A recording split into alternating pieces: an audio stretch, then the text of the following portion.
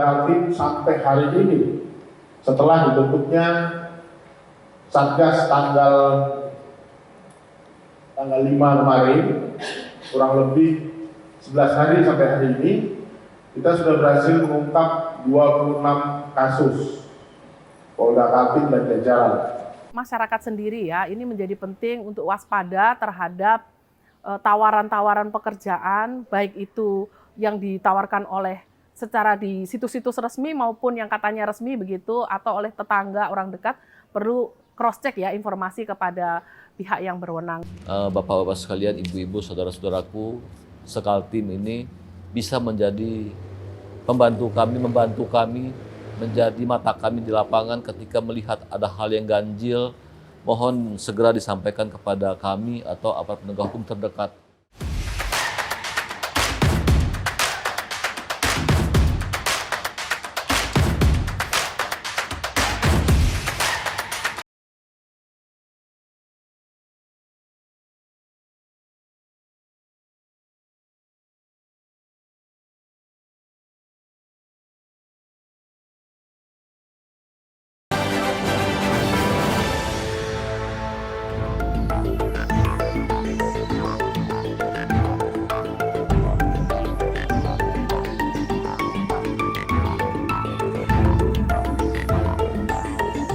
Kasus tindak pidana perdagangan orang atau TPPO kini menjadi perhatian serius tidak hanya di pusat, namun di seluruh wilayah di Indonesia, termasuk di Provinsi Kalimantan Timur.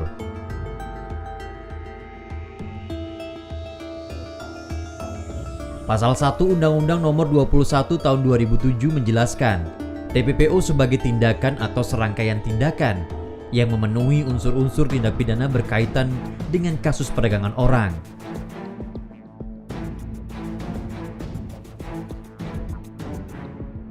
Mulai dari tindakan perekrutan, pengangkutan, penampungan, pengiriman, pemindahan atau penerimaan seseorang dengan ancaman dan penggunaan kekerasan, penculikan, penyekapan, pemalsuan, penipuan, penyalahgunaan kekuasaan atau posisi rentan, hingga penjeratan utang atau memberi bayaran sehingga memperoleh persetujuan dari orang yang memegang kendali atas orang lain, baik yang dilakukan di dalam negara maupun antar negara untuk tujuan eksploitasi.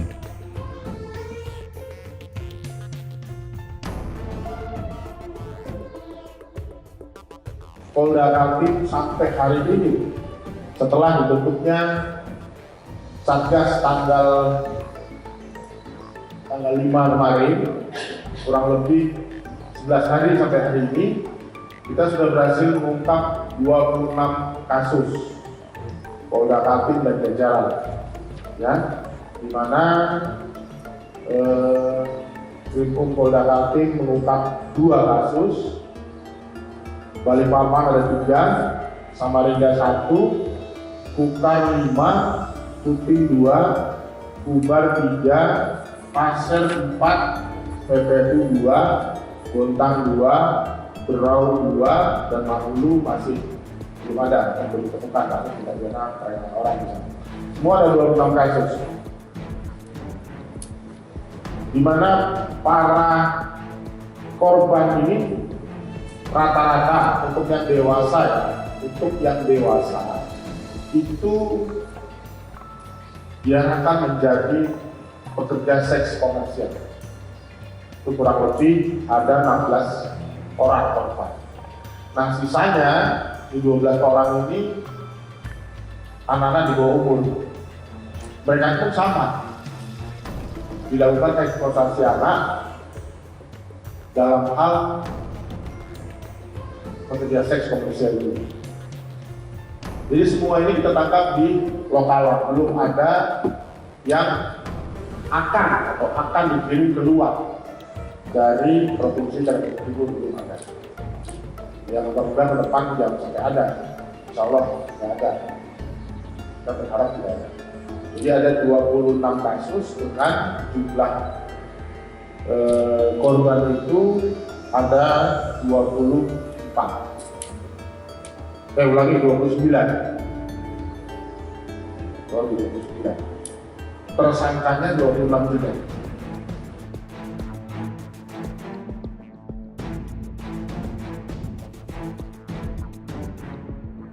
Kasus tindak pidana perdagangan orang di Kalimantan Timur tersebar di seluruh kabupaten kota, termasuk di kota Samarinda. Sebagai ibu kota Provinsi Kalimantan Timur, Samarinda memiliki potensi tinggi terhadap sebaran kasus ini. Namun demikian, seluruh aparat penegak hukum telah siaga menangani kasus ini. Saat ini kita sudah mengungkap 5 pelaku tindak pidana perdagangan orang. Jadi setelah ini kita pun akan melakukan pengungkapan yang lainnya di saat laporan itu ada dari masyarakat ataupun hasil pengembangan dari pihak penyidik. Adalah tidak ada dan tim pun sudah dibentuk, tim khusus terkait tindak pidana perdagangan orang, dan ini akan terus berjalan sampai terus kita sampai Samarinda itu bersih dari perdagangan orang. Sampai saat ini program terus berjalan, selain juga info maupun laporan dari masyarakat dan tim dari Satgas yang dibentuk oleh Bapak Kapolri itu pun sama-sama berjalan juga, sehingga terus informasi atau laporan ataupun pengembangan dari tim Satgas lapangan akan terus berjalan.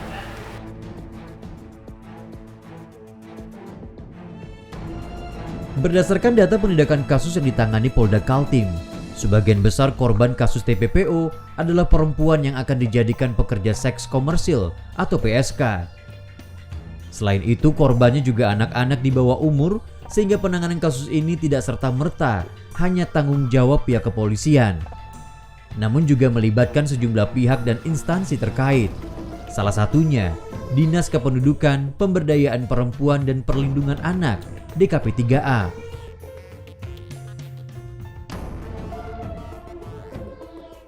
Kami dari DKP 3A memang urusannya adalah perlindungan perempuan dan perlindungan anak. Jadi terkait dengan TPPO, kami melakukan pencegahan dan penanganan itu terhadap kasus kekerasannya. Jadi dalam hal ini untuk melakukan hal tersebut, kita melakukan koordinasi dengan instansi terkait, baik perangkat daerah maupun instansi vertikal. Jadi kalau perangkat daerah seperti Dinas Tenaga Kerja, Dinas Sosial berkaitan dengan recovery-nya, dan rumah sakit, serta instansi vertikal seperti Polda, termasuk APH ya, kalau Polda itu APH dan Kementerian Agama. Jadi dalam hal ini untuk Kementerian Agama berkaitan dengan pemberian secara psikis, artinya secara rohaninya, karena biasa kan kalau korban itu mengalami depresi, kalau memang itu korban kekerasan seperti itu yang kita lakukan. Jadi dalam hal ini kami dari DKP 3 selalu intens, terutama untuk laporan-laporan kaitan dengan TPPO. Jadi memang di tahun 2022 kemarin terjadi penurunan kasus TPPO, yang sebelumnya di tahun 2020 itu ada 2 kasus, 2 korban.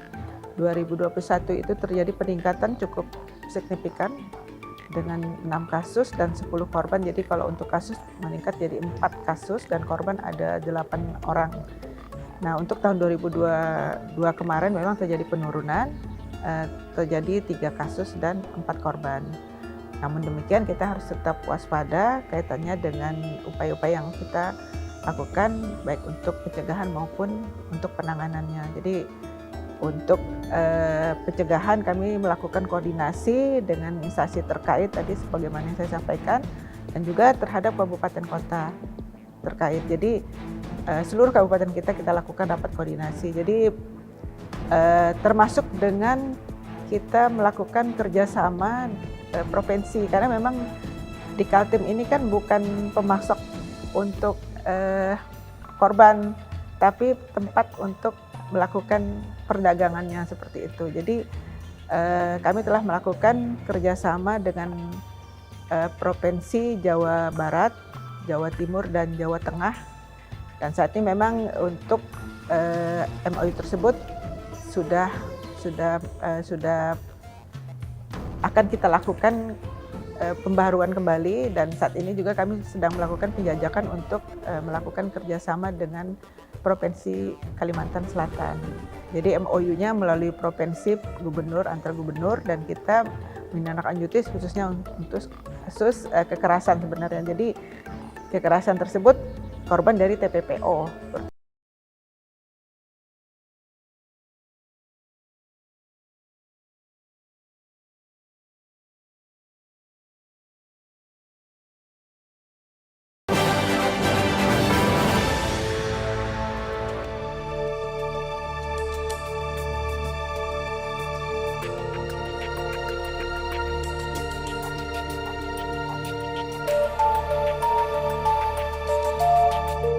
Perempuan dan anak-anak merupakan kelompok yang paling rentan untuk menjadi korban tindak kejahatan perdagangan orang. Adapun bentuk tindak kejahatan perdagangan manusia adalah perbudakan seksual, kerja paksa yang korbannya tidak mendapatkan hak-hak sosial ekonominya, berada di bawah suasana kerja yang tidak manusiawi, serta pengambilan organ tubuh secara ilegal.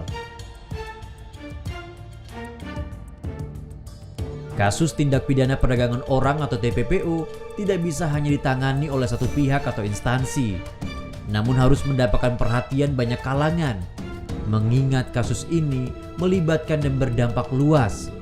Salah satu yang mendominasi yakni perlindungan perempuan dan anak. Dinas Kependudukan Pemberdayaan Perempuan dan Perlindungan Anak DKP 3A Provinsi Kalimantan Timur bahkan kini terus berupaya untuk melakukan penguatan gugus tugas TPPO di tingkat Provinsi Kalimantan Timur dan tingkat kabupaten kota di Kalimantan Timur.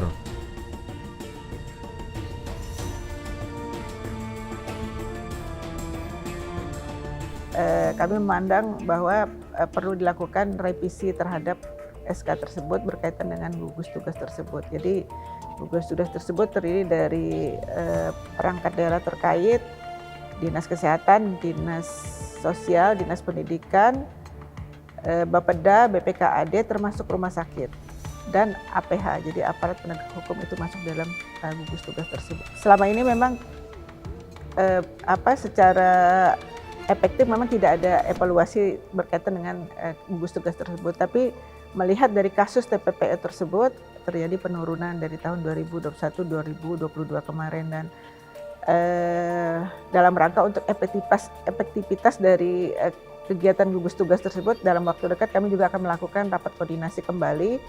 Mudah-mudahan SK tersebut bisa segera terbit sehingga kita bisa mengundang dari instansi terkait untuk bisa melakukan koordinasi kembali berkaitan dengan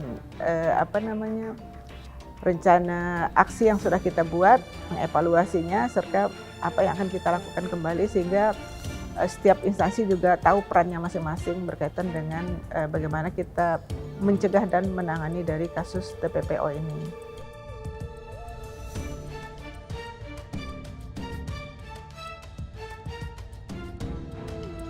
Kasus TPPO yang marak terjadi tidak hanya dalam negeri, namun juga terjadi antar negara. Jika sudah melibatkan perdagangan orang antar negara, maka ranah penanganannya juga masuk di wilayah Kementerian Hukum dan Hak Asasi Manusia, Kemenkumham.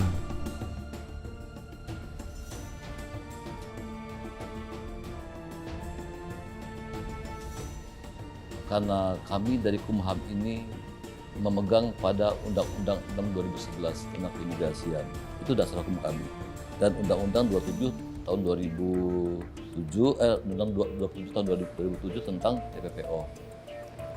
Tugas pokok fungsi kami untuk mencegah TPPO ini berkaitan dengan hal-hal yang akan terjadi ketika orang itu akan keluar negeri, gitu kan. Nah, ketika TPPO itu tidak tujuannya keluar negeri, itu di luar ranah kami, bukan berarti kami tidak bertanggung jawab, gitu kan. Karena ada yang lebih bertanggung jawab. Terjadinya TPPO ini ketika seseorang dari wilayah lain, provinsi lain, ditawari suatu pekerjaan di ibu kota misalnya. Sampai di sana, yang bersangkutan tidak sesuai janji. Ketika dia melapor, itu akan tindakan oleh APH, itu namanya TPPO. Namun kalau dia tidak lapor, tidak ada TPPO. Untuk di Kaltim ini, sepengetahuan saya, tidak ada TPPO. Meskipun katanya marak. Karena saya nggak tahu. Karena ranahnya bukan ranah saya, bukan ranah Kamilkumham, bukan ranah imigrasi. Ini kan lokal. Begitu kan? Ketika pengejar migran Indonesia ini, PMI ini akan keluar, itu baru ranah kami. Hari ini ada 5 orang yang kami tunda keberangkatannya. Itu dari Kaltara, di Tunentaka, 5 orang. Di kurun waktu Juli ini aja kami sudah menahan orang tidak keluar itu, kan diragukan, sekitar 15 sampai hari ini. Tidak kita berangkatkan. Itu dia PMI, Pekerja Migran Indonesia, yang tidak sesuai dengan prosedur. Kami mempunyai divisi pilihan hukum dan HAM melalui BPHN. Kami selalu akan sosialisasikan dalam tahapan-tahapan keluarga sadar hukumkah itu, desa sadar hukumkah itu, kabupaten kota peduli hukumkah itu, bahwa memang TPPO ini harus kita hentikan dan kita stop dengan cara edukasi kepada mereka. Karena TPPO ini sangat melanggar HAM seseorang yang tidak bisa kita maafkan. Dari Kamilkumham, kita akan lakukan penyuluhan hukum ke seluruh halayak masyarakat, dan melalui media ini saya pun berharap kiranya Bapak-Bapak sekalian, Ibu-Ibu, Saudara-saudaraku, Sekaltim ini bisa menjadi membantu kami, menjadi mata kami di lapangan ketika melihat ada hal yang ganjil. Mohon segera disampaikan kepada kami atau aparat penegak hukum terdekat.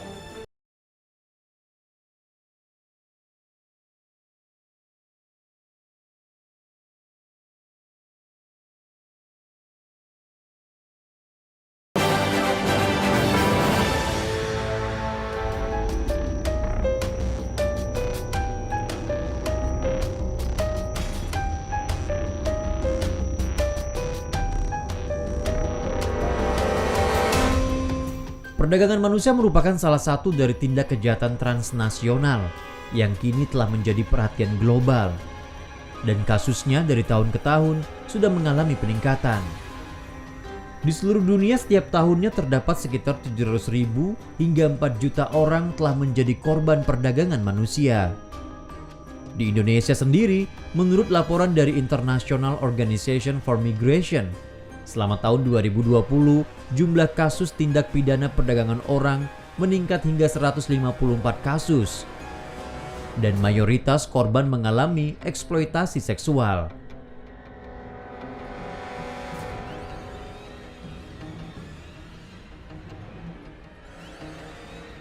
Namun itu baru kasus-kasus yang muncul di permukaan, sebab diperkirakan masih banyak kasus-kasus lainnya yang belum terdeteksi.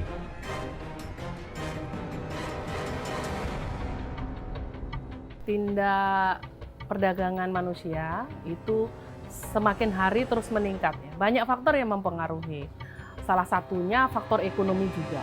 Jadi kalau kita bicara perdagangan manusia itu kan tahapannya mulai dari rekrutmen, pengiriman, penempatan gitu ya, sampai di mana dia dipekerjakan, itu menjadi tahapan-tahapan di tindakan perdagangan orangnya. Tentu itu rentan terhadap kekerasan. Jadi perdagangan orang itu terjadi dengan bisa tipu muslihat, bisa bujuk rayu, yang itu menempatkan orang sebagai objek di dalam perdagangan itu. Nah, ekonomi memang menjadi faktor yang memicu ya terjadinya tindak pidana perdagangan orang, selain juga kerentanan dari korban. Jadi seseorang bisa menjadi korban itu faktor kerentanan sangat mempengaruhi ya, baik dari segi informasi maupun kerentanan secara fisik gitu ya, karena yang diperdagangkan ini nggak hanya orang dewasa tapi anak-anak juga bisa menjadi korban. Apalagi kalau anak-anak itu tingkat kerentanannya semakin tinggi ya. Jadi menjadi sangat penting kita membuat satu upaya untuk supaya masyarakat itu ya, baik yang dewasa maupun anak-anak tidak rentan menjadi korban tindak pidana perdagangan orang.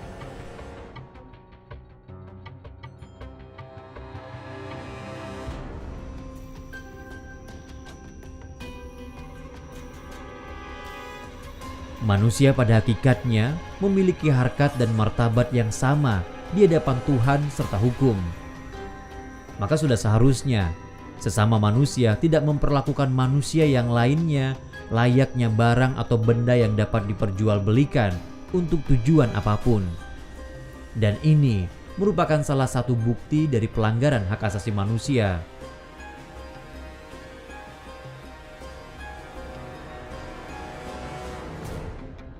Penyelesaian kasus TPPO di Kaltim tidak bisa selesai hanya dengan mengandalkan salah satu pihak atau instansi. Harus seluruh pihak turut terlibat.